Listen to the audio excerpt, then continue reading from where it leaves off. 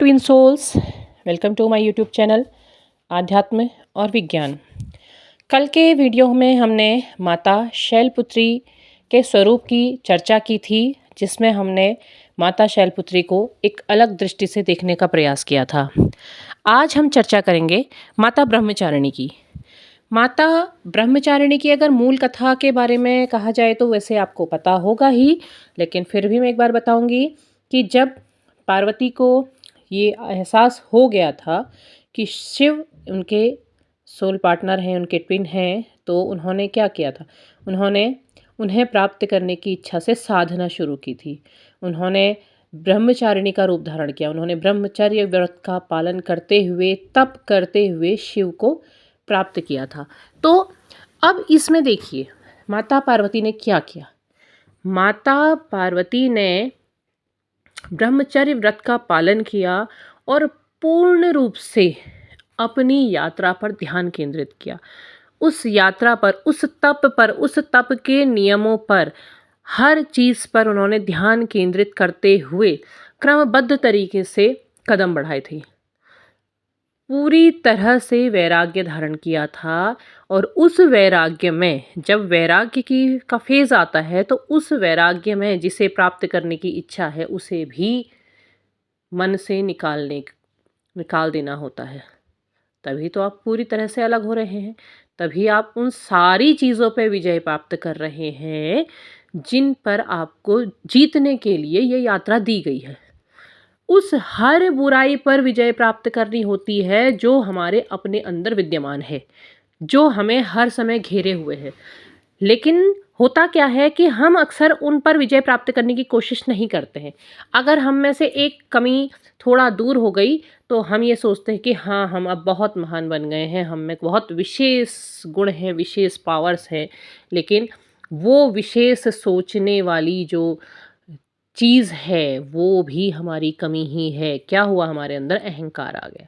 तो उस हर बुराई से पार्वती ने मानवोचित हर बुराई से अपने आप को दूर किया। उस ब्रह्मचर्य व्रत का पालन किया। मतलब क्या कि अगर व्यक्ति ने ब्रह्म बनना है, ब्रह्म के समकक्ष में जाना है, तो उसे मानव शरीर से जुड़ी हुई हर अशुद्धि से दूर होना होगा।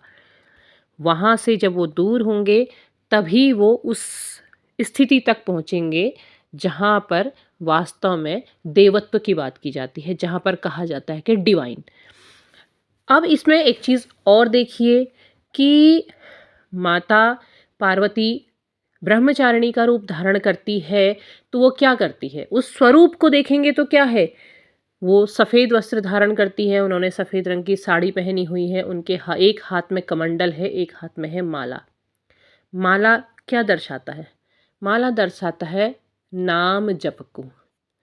अब देखिए, एक जप होता है कि हाँ, हम नाम जप रहे हैं, ठीक है। नाम जप अगर हम करते हैं तो हमारे अंदर जो अंदर बुराई हैं वो क्या होती है, हमसे दूर होने लगती हैं। नाम जप के अलावा इसमें क्या है, ज्ञान को प्राप्त करना। हर मनके में, माला के हर मनके में हम ज्ञान को प्राप्त कर रहे हैं, ज्ञान की एक सीढ़ी पर कदम रख रहे हैं। और उसकी सीढ़ियाँ कितनी हैं? 108 है। हर एक सीढ़ी में हम बारीकी से ज्ञान प्राप्त करने का प्रयास कर रहे हैं। लेकिन अगर हम देखेंगे तो जिन माध्यमों से अगर हमें ज्ञान प्राप्त होता है तो कोशिश करते हैं कि चलिए स्किप करिए, आगे बढ़िए। ज्ञान तो बहुत बघारते हैं, वास्तव में होता क्या है? तो क्या है, ये जो हमारी सोच होती है हमें उस मूल ज्ञान से कहीं ना कहीं दूर कर देती है। हमें शॉर्टकट रास्ते से चलने की आदत हो जाती है।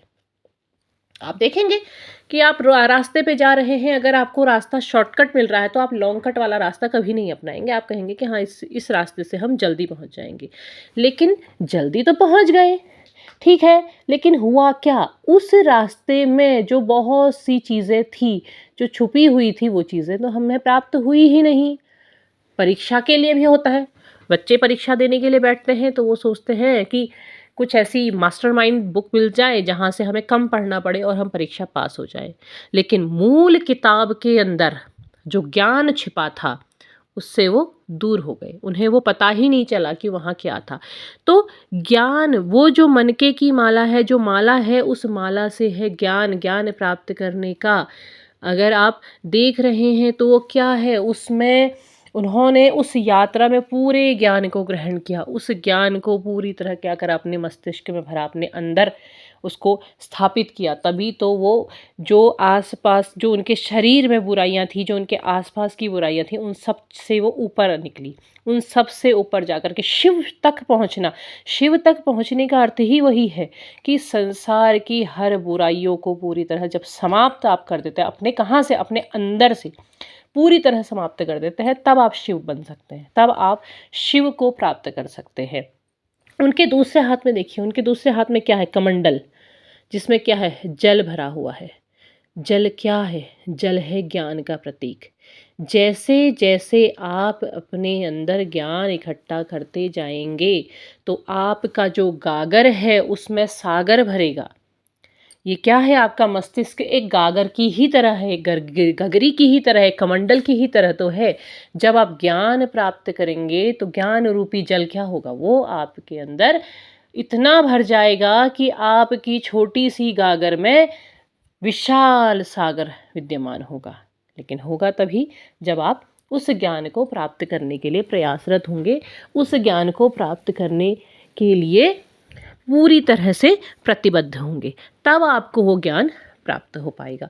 तो ब्रह्मचारिणी का स्वरूप आपको ये चीज़ें बता रहा है। मैंने कहा था आपसे कि माँ का हर स्वरूप कुछ ना कुछ विशेष बताता है, और वो तब बताता है जब हम उस स्वरूप से कुछ ग्रहण करने का प्रयास करते हैं, हम उस स्वरूप को समझने का प्रयास करते हैं। अब देखिए, एक और दृष्टि है। माता का स्वरूप, पहला स्वरूप क्या था, शैलपुत्री, कहाँ, मूलाधार चक्र में विद्यमान। कि इस कहाँ से, शैल से, मिट्टी के नीचे पत्थर से भी क्या होगा, जीवन जन्म लेगा। तो वहाँ पर को मूलाधार चक्र में शैलपुत्री विद्यमान हो रही है, वो क्या कर रही है, वो यात्रा को शुरू कर रही है। इसके बाद क्या हुआ, स्वाधिष्ठान चक्र। आपको ये पता है कि जब आपके चक्र जागृत होते हैं, देखिए मूलाधार, जो व्यक्ति जीवन की काम वासना लालसा के मध्य अगर जीवन जिएगा तो उसकी ऊर्जा कहाँ विद्यमान होगी, मूलाधार चक्र में होगी। आप जब उसको जागृत करना शुरू करते हैं तो मूलाधार चक्र से स्वाधिष्ठान चक्र तक की जो यात्रा में होता है, इन चीज़ों की बढ़ोतरी हो जाती है। ये लालसाएं बढ़ने लगती हैं, काम वासना की ओर ध्यान अधिक जाने लगता है। तो ब्रह्मचारिणी क्या कह रही है, इस पे विजय पाइए।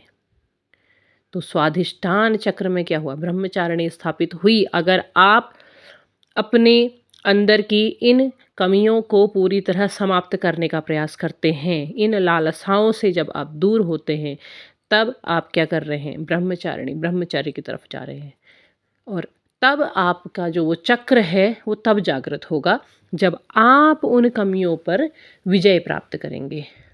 वो स्थापित तब होंगी जब आप वहाँ पर को विजय प्राप्त करेंगे। आपका ध्यान अब उन लालसाओं से ऊपर उठ रहा है, स्वाधिष्ठान चक्र में है, वहाँ से कहाँ जाएगा, मणिपुर चक्र में जाएगा। तो वो स्थिति वो क्या कर रही हैं, उस पर विजय प्राप्त करने की बात कह रही हैं वो कि आपने इन स्थितियों में जब आप विजय प्राप्त करेंगे तब आपके कदम कहाँ बढ़ेंगे, ज्ञान की ओर को बढ़ेंगे। तब आप ज्ञान प्राप्त करेंगे तो आपके गागर में सागर होगा। और लेकिन उस ज्ञान को प्राप्त करने के लिए आपको सीढ़ी के प्रत्येक पायदान पर कदम रखना होगा।